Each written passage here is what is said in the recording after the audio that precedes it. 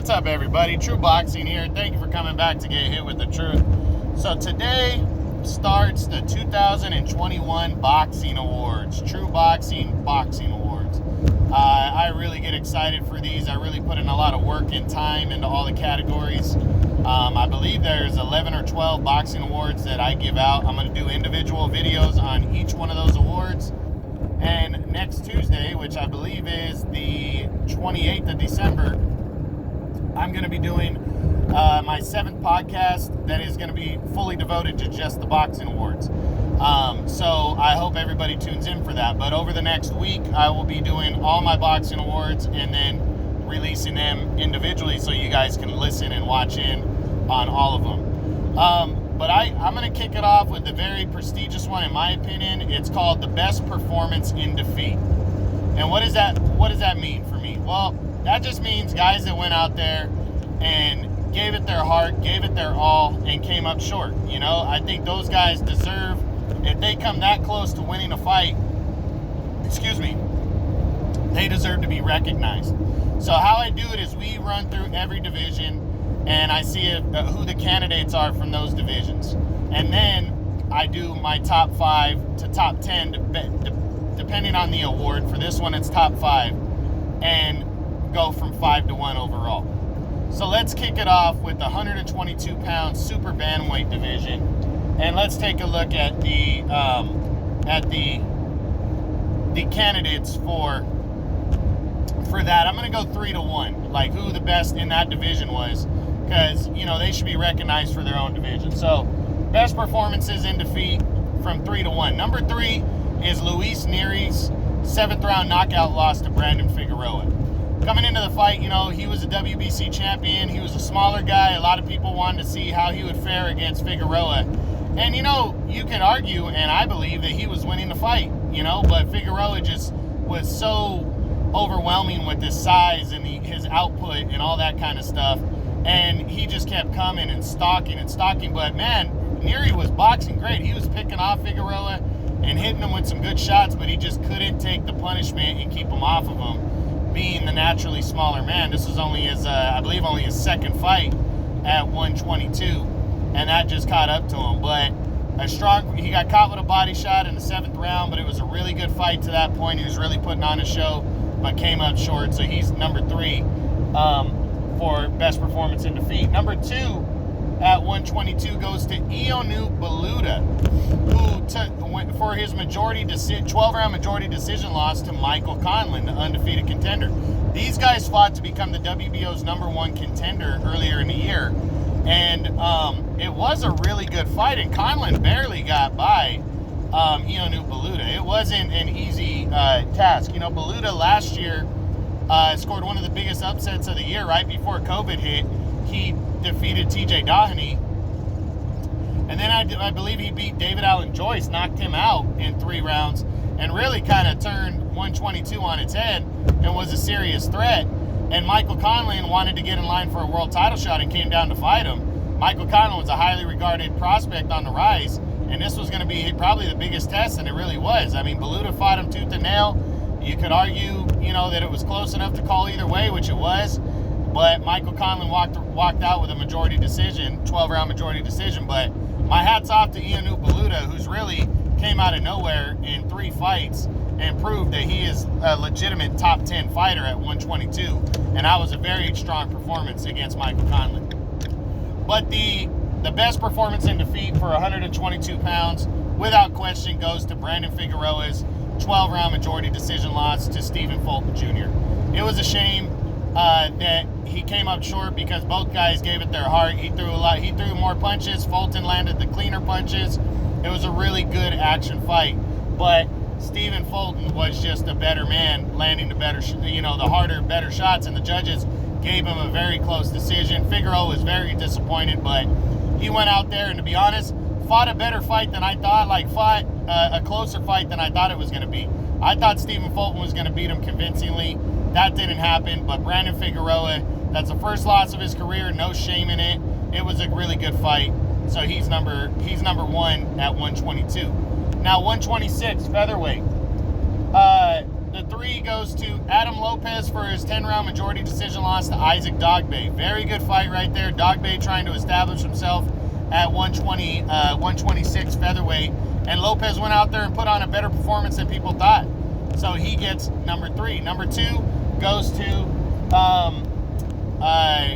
Christopher Diaz for his 10-round majority decision loss to Isaac Dogbe. They fought later in the year. Diaz was coming off of a tough knockout loss to Emmanuel Navarrete. And, you know, Dogbe was, you know, they're trying to feed Diaz to Dogbe so Dogbe could look really good and potentially get a third fight with Navarrete. And Diaz gave him a great fight, and Dogbe barely got out of there with the majority decision. So Christopher Diaz to bounce back off a loss like that was impressive. But the best performance in defeat at 126, it's kind of tough, you know, because I know Julio Ceja, for his loss to Mark Magsayo, he was actually winning the fight. He came back and took the lead on the scorecards, was winning the fight, and then he got knocked out. He's right up there. But I got to hand it to Joet Gonzalez for his 12-round unanimous decision loss to Emmanuel Navarrete. You know, this is a fight that, you know, people didn't know which way it was going to go. Gonzalez is a tough, rugged kind of guy. He brings the pain, and Navarrete just so, you know, his length and everything gives him an advantage. And, you know, yeah, he won the fight, but it was not easy. He got pushed by Gonzalez, and he got a clean decision, but Gonzalez really threw his ass on the line. That was a good fight. So he finishes number as the best performance in defeat at 126. That goes to Joet Gonzalez for his decision loss to Emmanuel Navarrete. Now 130. We'll go a little quicker, guys. Kiko Martinez's 12-round decision loss to Zelfa Barrett. He really gave it his all, and maybe we should have seen that coming as we saw what he did to Kid Galahad months later to become the featherweight champion when he moved back down to 126. He gave Zelfa Barrett hell, and a lot of people thought that was Zelfa Barrett just overlooking a veteran, and maybe he's not as good as we thought it was. But then Kiko went out and knocked the fuck out of Kid Galahad in November to become a world champion again. So maybe we should have known, but that's number 3. Number 2 is Rene Alvarado's 12-round unanimous decision loss to Roger Gutierrez in January. They fought in their rematch, their second fight in January of this year, and Alvarado came just short. It was a really good fight. He actually won more rounds, but lost a unanimous decision because he got knocked down 3 times. And the third time was in the 12th round. He really boxed well, did well, but Gutierrez was able to get 3 total knockdowns on him, and that cost him the fight by 1 point on all 3 scorecards. That knockdown in the 12th round was the difference, and he lost a unanimous decision. So that's number 2 at 130. But the best performance in defeat at super featherweight 130 goes to Robson Conceição for his controversial unanimous decision loss to Oscar Valdez. He really boxed great that first 6-7 rounds. Yes, Valdez got back into the fight in the second half of the fight, but Conceição was doing very well that night in that fight, and the fact that it was scored so wide for Valdez was bullshit. But he really put on a great show against the universal number 1 fighter at 130, so he deserves a lot of recognition. He has the best performance in defeat at super featherweight 130. 135 lightweight, one of the most fun divisions to watch. Number 3 in that division is Luke Campbell's 7th round knockout loss to Ryan Garcia. Luke Campbell came in, a lot of people weren't sure. Everybody knew he was the biggest test of Ryan Garcia's career, but there was a lot of people, myself included, that thought Ryan Garcia was going to run him over. And Luke Campbell put Garcia down hard in the second round. He was boxing well. It was a close fight, and he just got caught with a wicked left hook to the body against a tired Garcia. If you would have got Garcia later into that fight, you never know what would have happened, but Garcia landed a crisp left hook to the body that put Luke Campbell down hard, and Ryan Garcia got the knockout win. But Campbell ended up retiring, but he went out on his shield, boxed his ass off. He put Ryan Garcia down. That was a great performance. Number 2 at lightweight goes to Isaac Cruz for his unanimous decision loss to Gervonta Tank Davis. Cruz fought a great fight, a better fight than people expected against Tank Davis that night. He went right at him. It was a good fight. Davis landed the cleaner shots, but the scorecards read 7-5 twice for Davis and 8-4 for Davis. So Cruz put it on him, and people were actually talking rematch because there's a lot of people that thought Cruz might have won that fight. So he really fought his ass off. But the best performance in defeat at lightweight goes to Teofimo Lopez for his split decision loss to George Kambosos Jr. That was a great fight. He went out, he got knocked down early, and seemingly was getting, beaten to the punch, but then he got himself towards the early to middle rounds. In between there, he got himself back in the fight. He started boxing a little more instead of headhunting, and then he hurt Kambosos in the 10th. But then he allowed and then he went headhunting again, and Kambosos swept the championship rounds, and it was a split decision victory for Kambosos. But Lopez fought his ass off. It was a really good performance, so he gets the best performance in defeat at lightweight. Now 140, super lightweight or junior welterweight. Number 3 goes to Mikey Garcia's 10-round majority decision loss to Sandor Martin. I know technically it wasn't a junior welterweight bout, but they're pretty much heading in that direction, so I threw this one a bone. Mikey fought as best he could, but Sandor Martin was just better. It was a majority decision, big-time upset right there. Number 2 goes to...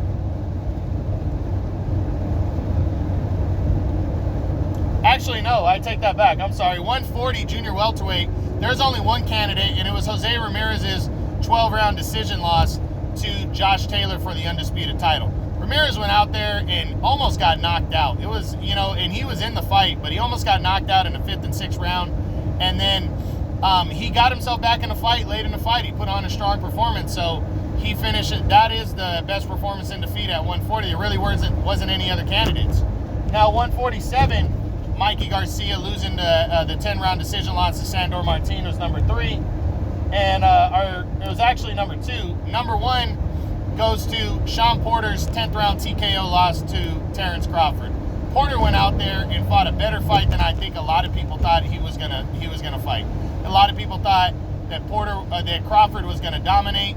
That didn't happen, but Porter got caught hard in the 10th round and got stopped, but he put on a great performance, nothing to hang his head about. Sean Porter put his ass out there, and Crawford really had to work hard for that knockout. It was a close fight at the time of the knockout, and you got to hand it to him.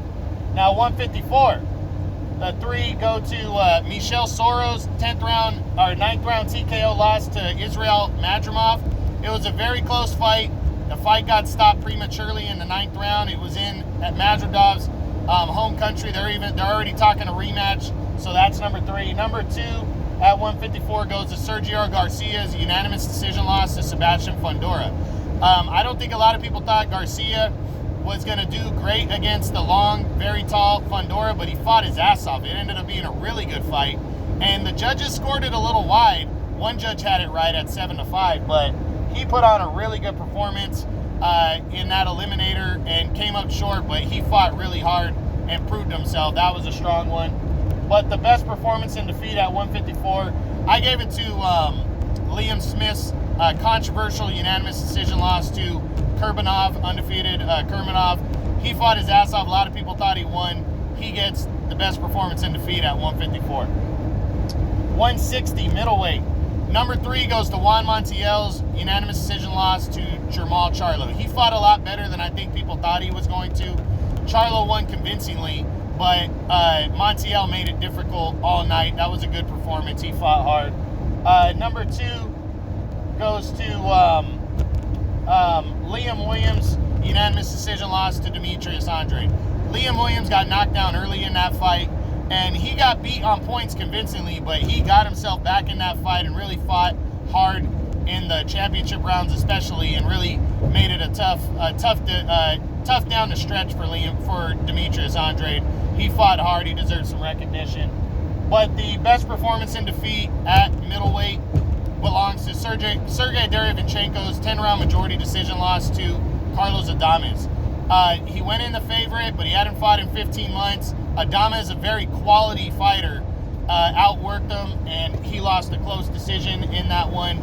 Nothing to hang his head about, but the best performance in defeat at middleweight goes to Sergey Derevyanchenko. Now, best performance in defeat at super middleweight, the top 3. Billy Joe Saunders, 8th round TKO loss to Canelo Alvarez gets in there. He was boxing decent in that fight. Won himself a couple rounds, and then Canelo just broke his orbital bone. I mean, he was in the fight, though. He was fighting intelligent. Nothing to hang his head about. Number 2, Kyrone Davis's 7th round TKO loss to David Benavidez. Benavidez was putting it on Kyrone Davis, and Davis kept firing back shots and kept landing hard shots, but he just didn't have the power to hurt Benavidez to keep him off of him. But he fought his ass off, showed a shit ton of heart, and I got to hand it to him. He's number 2. But the best performance in defeat at super middleweight, I'm going with Congora's 12-round split decision loss to Lerone Richards that took place in December. It was a close fight. Congora came up just short. Richards walked away with a big win right there. So Congora gets best performance in defeat at super middleweight. Now, 175 light heavyweight. Number 3 goes to Marcus Brown's 9th round TKO loss to Arthur Beterbiev. Brown fought his ass off like I thought he would. He made it a tough fight and a tough challenge, but Arthur Beterbiev is just the best in the division, and he stalked him, kept coming, wore him down, and stopped him in the 9th round. But Marcus Brown, nothing to hang his head about. He showed he belongs in the top 10 and how good of a fighter he is. Number 2 is Unieski Gonzalez 10th round TKO loss to Gilberto Ramirez. Man, what a fucking fight this was. Unieski Gonzalez came right at Gilberto Ramirez. This was an all-action fight. There was 3 or 4 times that it looked like Gonzalez was done and Ramirez was going to finish him, and then he would land a big shot. He showed a shitload of heart and went out on his shield. Great performance by him. But the best performance in defeat at 175 goes to Maxime Vlasov's 12-round majority decision loss to Joe Smith Jr. Joe Smith Jr., they were pretty much putting him on that pedestal as being the light heavyweight champion, pretty much awarding him the belt. But the veteran Vlasov was like, not so fast. He fought his ass off. It was close. Some can argue that it should have went his way, but Joe Smith barely beat him. He put on a great fight. He deserves to be recognized. There's no candidate for best performance in defeat at cruiserweight, 200 pounds, but heavyweight, it goes to Derek Chisora in the second fight with Joseph Parker in December. Fought his ass off, almost got knocked out. He got put down in that fight, battled back. He performed well. He gets number 3. Number 2 in that division goes to Derek Chisora, losing the split decision to Joseph Parker earlier in the year. Great fight right here. That's back and forth. It was a better fight than people thought it was going to be, and Parker edged out Chisora in that one by a split decision. So a lot of heart shown by Derek Chisora, but the best performance in defeat goes to Deontay Wilder's 11th round knockout loss to Tyson Fury at heavyweight. That was a great performance by Wilder. You know, he got knocked down early, he came back and knocked Fury down, and then it looked like he was going to be put away a few times, and he kept landing a big shot here and there that made you wonder if he was going to end Tyson Fury and get some revenge, and he just couldn't pull it out. He finally, in the 11th round, got knocked out by a huge overhand right, but what a performance. Great performance overall. Now, the top 5, we're going to go from 5 to 1 for best performance in defeat overall. Number 5, Robson Conceicho's 12-round unanimous decision loss to Oscar Valdez. I said that this one, Valdez was number 1 at the time. Conceicho really boxed great in the first half of the fight. Second half of the fight, he let Valdez back into it, but that fight was a lot closer than they scored it, and Conceicho deserves a lot, which is why he's getting another opportunity against Xavier Martinez in January, because he really put on a great fight and deserves to be recognized for that. Number 4 goes to Jose Ramirez's 12-round unanimous decision against Josh Taylor. When you got 2 guys fighting for the undisputed title, both undefeated, you know, you want to go out performing as best as you can. Ramirez, the heart that he showed to get up off of the canvas, almost got knocked out. The fight was almost stopped. To get up and keep working and even come back and win the championship rounds late in the fight and make it closer than it was turning into somewhat of a blowout. Then he came back and worked his ass off and made it a close fight. So my hat's off to Jose Ramirez. He performed as best as he could, and the guy has a heart of a champion, and I give him number 4 on the year. Number 3 goes to Actually, they were both tied for 5th, Ramirez and Conceicao. Number 4 goes to Brandon Figueroa's majority decision loss to Stephen Fulton Jr.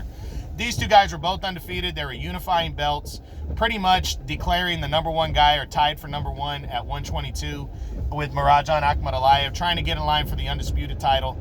And Brandon Figueroa, like I said, he fought better than I thought he would. He outlanded and out-threw Fulton, but he just got hit with the harder shots. But he went out there and just threw everything at Stephen Fulton Jr. Really strong performance. Got to hand it to him. He's number 4 on the year. Number 3 goes to Teofimo Lopez's split decision loss to George Kambosos Jr. Once he was faced with the adversity, it looked like Kambosos was going to beat him early, and he came back and used his intelligence and his boxing ability. But then he started headhunting again, and it hurt him late after he scored the knockdown. But ended up being one of the better fights of the year. He fought hard, went the distance, strong performance, came up short, but a good performance. Number 2, I'm giving to Sean Porter for his performance against Terence Crawford. There's only been a couple times that I thought Porter was going to get his ass knocked out against Spence and Crawford, and he did against Crawford, but the performance he had, I really thought Crawford was just going to eat him up, and he just fought his ass off. He kept coming forward. He kept landing shots and making the fight interesting. And, Crawford had a much tougher time than I think people were expecting him to.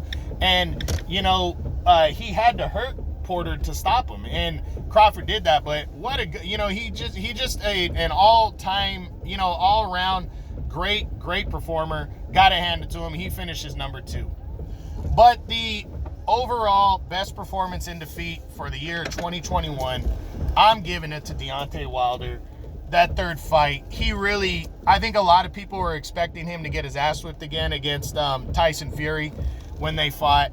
I was, and he just went out there and just, and it looked like it was over early. And then, man, he fucking landed that shot and hurt Fury and almost knocked him out in the 4th round. And again, even after that, when Fury, like in the 6th round, took the momentum back in the fight, it looked like 3 or 4 times between the 6th and the 11th round that he was going to finish Wilder, and Wilder would land one big shot, and you were just like, whoa, and it almost turned the fight around. It was such an emotional fight, and Wilder went out on his shield. I got to hand it to him. I really do. He performed his ass off. So he gets the best performance in defeat at 100 or in boxing in 2021. So that's it. That's my boxing award, True Boxing Awards. 2021 best performance in defeat goes to Deontay Wilder's 11th round knockout loss to Tyson Fury in their 3rd fight. I hope you guys enjoyed it. True Boxing, you've been hit with the truth.